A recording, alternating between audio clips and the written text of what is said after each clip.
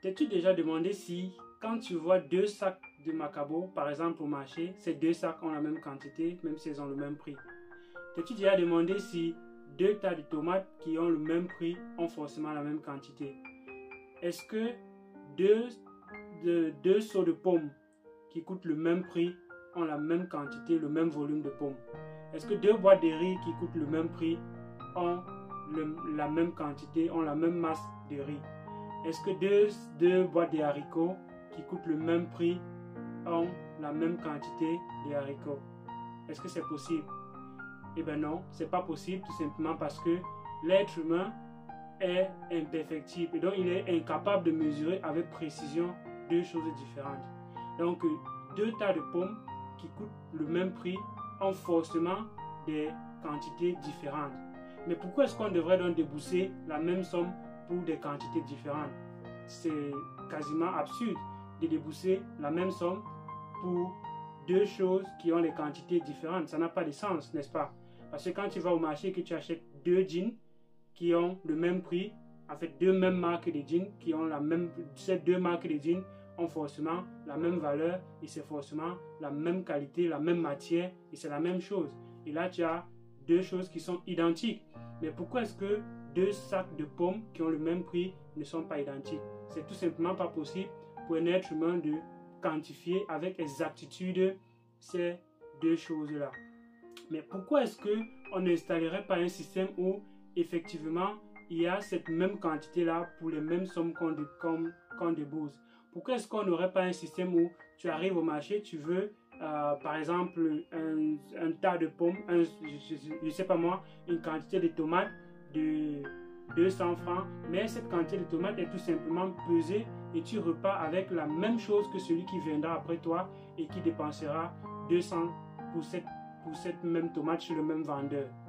Et bien pour comprendre cela, ou bien pour ce système que je viens d'expliquer, ça fonctionne exactement ailleurs. Et il a fallu que j'arrive en Chine pour me rendre un jour, la première fois que j'arrive au supermarché, je sélectionne quelques œufs. Et bon, on sait généralement qu'au pays, on a un œuf qui coûte un certain prix. Et quand tu prends l'alvéole, ça a un certain prix. Donc pourquoi est-ce que deux œufs qui ont forcément les masses différentes coûtent le même prix? Ça rentre dans les mêmes séries de questions que je posais avant. Donc, quand je sélectionne dans mes œufs, puisqu'il n'y avait pas de système d'alvéole, je sélectionne mes œufs, je mets dans le plastique, je me dis qu'on va me donner un prix en fonction du nombre d'œufs que j'ai choisi, mais que non. Ce qui se passe, on prend mes œufs, on met sur une balance, et en fonction du prix de l'œuf par kilo, on me facture ce que je dois débourser pour cette quantité d'œufs que j'ai pris. J'ai été stupéfait, j'ai dit waouh, c'est quand même égalitaire parce que celui qui viendra après moi et qui prend en fonction des œufs qu'il a sélectionnés, on va le facturer d'une certaine manière. Donc c'est proportionnel à ce que tu prends et non pas à ce qu'on a mis. Donc pourquoi est-ce que en Afrique on continue de perdurer dans ce système inégalitaire où les personnes qui déboursent les mêmes choses repartent avec des choses différentes? Est-ce qu'il n'y a pas un sentiment d'injustice? Est-ce qu'il n'y a pas un sentiment de certaines... Est-ce que vous n'avez pas l'impression d'être tout simplement entubé? De savoir que vous dépensez une somme, la même somme que votre ami, mais vous avez des quantités différentes. Peut-être ces questions-là, vous ne vous êtes jamais posées parce que pour vous, de toute façon, le système est fait ainsi et bon, on y va. Mais un système qui veut se développer et qui veut aller bien plus loin que ça doit mettre des outils et des systèmes égalitaires et que des personnes qui déboursent la même chose repartent tout simplement avec la même quantité pour le même produit. Ce système est déjà implémenté et c'est même pas que déjà implémenté ailleurs, mais ça fonctionne depuis des années dans les pays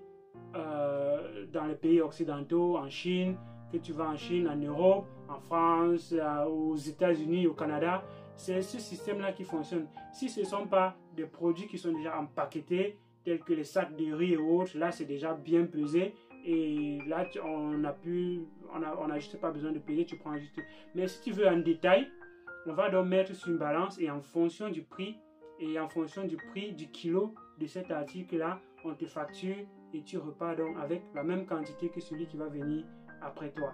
Donc, voilà comment les choses se passent ailleurs. Et je pense que l'Afrique devrait aussi aller dans cette direction-là, dans ce sens-là, pour qu'on n'ait pas l'impression d'être entubé, pour qu'on n'ait pas l'impression d'être inégalitaire et de prendre les choses de manière et de repartir avec des quantités différentes pour les mêmes prix chez le même client. Voilà ce que je pense. Et si tu penses pareil, partage la vidéo, que ceux qui sont au pouvoir ou bien ceux qui ont les capacités de décision puissent imposer ce genre de système aussi à l'Afrique et qu'on puisse créer du jour au lendemain, petit à petit, des systèmes encore plus égalitaires, parce que c'est le sérieux et c'est uniquement le sérieux qui va faire en sorte que les choses avancent et que l'Afrique se développe. Merci et à la prochaine vidéo.